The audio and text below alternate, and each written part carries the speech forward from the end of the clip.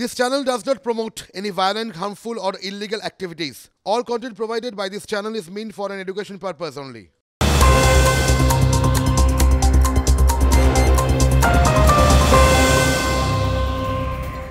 নমস্কার, আপনারা দেখছেন TV9 বাংলা। আমি শুভজিৎ রয়েছি আপনাদের সঙ্গে। জেলবন্দি কেষ্টর বাণী এবার কুণালের মুখে। হ্যাঁ, চড়াম থেকে নকুল দানা। রেড রোডে ধর্ণা মঞ্চ থেকে অনুব্রতর ঢঙেই বিজেপিকে হুঁশিয়ারি দিলেন তৃণমূলের মুখপাত্র। শোনাই আপনাদের। আমাদের নেতাদের, আমাদের নেত্রীদের নাম ধরে ধরে রোজ গালাগালি করবে, আর রসগোল্লা খাওয়াবো আমরা ওদের নেতা নেত্রীদের। হবে না। মেরেছ কলসির কানা, তা বলে কি প্রেম দেব না? অনেক হয়েছে, অনেক হয়েছে, আর হবে না। লড়তে পারে না, সিবিআইডি দিয়ে লড়ছে। যদি বীরভূমে ওই আবার নকুল দানা দিয়ে যদি জল না দেওয়া হয়, যদি আবার চরম ঢাকের বাদ্যি না শোনানো হয়, এদের শুনতে হবে। কারণ এরা গণতন্ত্রে লড়ছে না, এরা আমাদের নেতা নেত্রীদের নামে কুৎসা করছে। এরা সিবিআই ইডি দিয়ে প্রতিহিংসার রাজনীতি করছে। 42 টার্গেট করে আমরা লড়বো, আর দুপুরে 42 রেজাল্টের পর আমাদের আবির খেলা, আর সন্ধ্যেবেলা ডিজে তৈরি থাকবেন। কেন এই ধরনের মন্তব্য, তার জবাবও দিয়েছেন কুণাল ঘোষ, সেটাও শোনাবো আপনাদের। বিজেপির কোন নেতা ওই রাজনৈতিক শুভেন্দু অধিকারী সহ যেভাবে মমতা বন্দ্যোপাধ্যায়কে নাম ধরে ডাকছেন, মায়ের বয়সী মহিলাকে নাম ধরে ডেকে অসম্মান করছেন, তা ওদেরকে আমি রবীন্দ্রসঙ্গীত আমরা কেন শোনাবো? আমরা ডিজের গান শোনাবো। অন্যদিকে মঙ্গলবার এক দেশ এক ভোট সংক্রান্ত বৈঠক। সোমবারই দিল্লি যাওয়ার কথা রয়েছে মুখ্যমন্ত্রী মমতা বন্দ্যোপাধ্যায়ের। তার আগেই দিল্লি গেলেন রাজ্যের বিরোধী দলনেতা শুভেন্দু অধিকারী। সূত্রের খবর, কেন্দ্রীয় স্বরাষ্ট্রমন্ত্রী অমিত শাহর সঙ্গে বৈঠক করতেই রাজধানীতে শুভেন্দু। লোকসভায় বাজেট অধিবেশনের ফাঁকেই শাহর সঙ্গে বৈঠক হতে পারে বিরোধী দলনেতার, এমনটাই সূত্রের খবর। মহামায়াতলার ছাত্রের মৃত্যুতে পুলিশের ভূমিকায় মারাত্মক ক্ষুব্ধ মৃতের পরিবার। নরেন্দ্রপুর থানার ওপর আস্থা না রেখে সিআইডি অথবা সিবিআই তদন্তের দাবি জানিয়েছেন তারা। মৃতের পরিবারের অভিযোগ, প্রথম থেকে নরেন্দ্রপুর থানা বিষয়টি গুরুত্ব না দেওয়ায় অপ্রতিম দাসের এই পরিণতি হলো। পুলিশি গাফিলতির অভিযোগ তুলছেন তারা। সিআইডি সিবিআই যাই হোক, আমাদের এই পুরো ব্যাপারটাকে আমরা পূর্ণ তদন্ত চাইছি। প্রথম থেকে যেভাবে দেখছি পুলিশের উপর, সেরকমভাবে আমাদের কোনোভাবে আস্থা নেই। পুলিশের যেভাবে আমরা নেগলিজেন্সি দেখছি। পরিবারের প্রশ্ন, ঠিক কয়েক মিটার দূরে যে বিয়েবাড়ি, সেই বিয়েবাড়ি থেকে বাড়ির রাস্তায় না গিয়ে কেন এই পুকুরের দিকে এলো? আর যদি সে মিসিং থাকে, সেটা বারবার পুলিশকে জানানো সত্ত্বেও কেন তার মোবাইল ট্র্যাক করা গেল না? একাধিক প্রশ্ন পুলিশের সামনে। ইতিমধ্যেই পরিবারের তরফ থেকে এই বিষয়টিকে সামনে রেখে বলা হচ্ছে পুলিশের ওপর কোনো আস্থা নেই। তাই পুলিশের ঊর্ধ্বতন কর্তৃপক্ষ অর্থাৎ সিআইডি বা সিবিআই পুরো বিষয়টা তদন্ত করুক। ময়না তদন্ত হবে সোমবার, সেখান থেকেই জানা যাবে আদতে এই মৃত্যুর নেপথ্যে কী রয়েছে। কোনো রকম দুর্ঘটনা না কোনো রকম শত্রুতা। তার কারণ এইখানে দেহ কিভাবে এলো সেটা যেমন একটা বড় প্রশ্ন। এখানে দেহ এসে হঠাৎ করে পড়ে গেল, না কেউ ঠেলে ফেলে দিল, এই বিষয়টাও সবথেকে বড় বিষয়। এমনকি পুলিশ ইতিমধ্যে জিজ্ঞাসাবাদ করছে সেই অপ্রতিম কাদের সঙ্গে ছিল।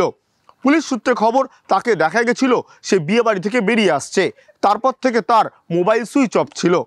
পুরো বিষয়টা তদন্ত করছে নরেন্দ্রপুর থানার পুলিশ, যদিও পরিবারের অভিযোগ পুলিশের বিরুদ্ধেই তদন্তে গাফিলতির। ক্যামেরায় অরিতের সঙ্গে সুশোভন, সত্যজিৎ, TV9 বাংলা। 100 দিনের কাজের টাকা লুটের অভিযোগ রাজ্য জুড়ে। গরিবের হকের টাকা নাকি গিয়েছে শাহজাহান বাহিনীর পকেটে। 100 দিনের কাজের টাকা নিয়ে মুখ্যমন্ত্রীর ঘোষণার পর আমরা কথা বলেছিলাম উত্তর 24 পরগনার সন্দেশখালী, মিনাখা সহ বিভিন্ন এলাকার মানুষজনের সঙ্গে।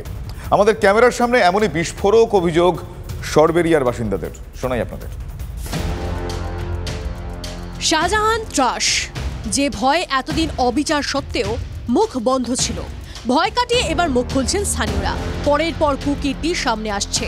শাহজাহানের বিরুদ্ধে জমি, ভেড়ি দখল, তোলাবাজি সহ একাধিক অভিযোগ আগেই উঠেছিল। এবার 100 দিনের কাজের টাকা নিয়েও শাহজাহান বাহিনীর বিরুদ্ধে টাকা লুটের অভিযোগ উঠল।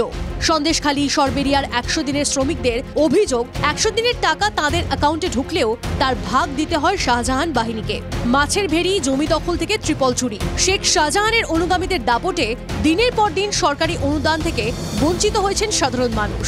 শেখ শাহজাহানের মতো নেতারা যারা সাধারণ মানুষের ট্রিপল চুরি দিয়ে, ঘর চুরি দিয়ে এবং মাছের ভেড়ি দখল দিয়ে যেভাবে লুটপাট চালাচ্ছে, আমাদের মনে হয় আমরা এই টাকাটা নাও পেতে পারি। তৃণমূলের নেতা নেতৃত্বদের কারণে আমরা টাকাটা পাচ্ছি না। সেই টাকাটা আমরা খুব ভয়ে আছি যে আমাদের টাকাটা হয়তো লুট হয়ে গেছে, কারণ এদের কাজই তো ভেড়ি লুট করা, তারপরে নদীর চর থেকে বালি খাদান, বালি চুরি করে বিক্রি করা।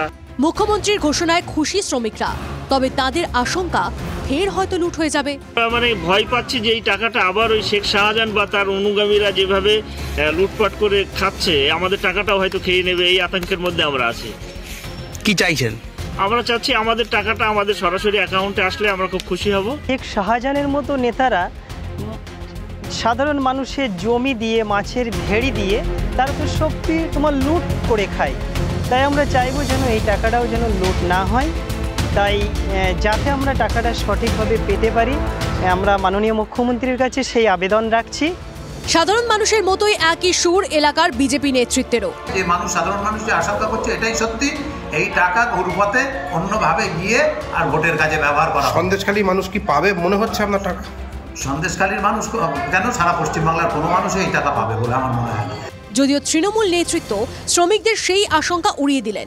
টাকা সরাসরি অ্যাকাউন্টে ঢুকবে, দাবি তৃণমূল নেতার। প্রকল্পের টাকা তো সেই মানুষের সরাসরি পৌঁছে দেওয়া হয়, তার ব্যাংক অ্যাকাউন্টের মাধ্যম দিয়ে তিনি সেটা পেয়ে যান। সুতরাং এখানে তো মাঝখানে কোনো বাইপাস হওয়ার কথা না। ও কে কার নাম বলছে, কারোর হাতে তো টাকা দেওয়া হয় না। আপনার প্রকল্পের টাকা আপনার অ্যাকাউন্টে যাবে, আমার কাছেও দেওয়া হবে না। আমার এলাকায় যে রানি তুমি নিয়ে যাও, তোমার এলাকায় টাকাটা তো এরকম ব্যাপার নয় তো। বাহুবলেই কি নিজের সাম্রাজ্য গড়ে তুলেছেন শাহজাহান? তৃণমূলের দাপুটে নেতা গরিবের জমি দখল, এমনকি আদিবাসীদের জমিও ছাড়েননি। অন্তত এমনটাই অভিযোগ সরবেরিয়াবাসীর। ইডির ওপর হামলার পর থেকে বেপাত্তা শাহজাহান, তার টিকিটিও ছুঁতে পারছেন না কেউ। কিন্তু এলাকায় জমিদারের লেঠেলের মতোই তার বাহিনী তো আছেই। তাই 100 দিনের কাজের টাকা নিয়ে এখনো আশঙ্কায় ভুগছেন। কিন্তু প্রশাসন, শাহজাহানের সামনে প্রশাসনও কি ঠুটো জগন্নাথ? আসলে সন্দেশখালী, সরবেরিয়া তো দেখছে, এখনো কেমন ধরা ছোঁয়ার বাইরে নিজেকে লুকিয়ে রেখেছেন সন্দেশখালীর সম্রাট শাহজাহান। বসিরহাট থেকে অর্ণব ব্রহ্মর রিপোর্ট, TV9 বাংলা। ভাইয়ের হাতে আক্রান্ত দাদা। বেহালার চড়কতলা এলাকায় শোরগোল পড়ে গিয়েছে এই ঘটনায়। দাদা মোটরবাইকে করে বাড়ি ফেরার পরই ছুরি নিয়ে চড়া হয় তার ভাই। আহত অবস্থায় রাস্তায় পড়ে গেলেও দাদার ওপর হামলা চালিয়ে যায় অভিযুক্ত। চিৎকার শুনে আহত যুবককে উদ্ধার করেন প্রতিবেশীরা। বেহালা থানায় গিয়ে আত্মসমর্পণ করে অভিযুক্ত। ঘটনার সঠিক কারণ খতিয়ে দেখছে পুলিশ।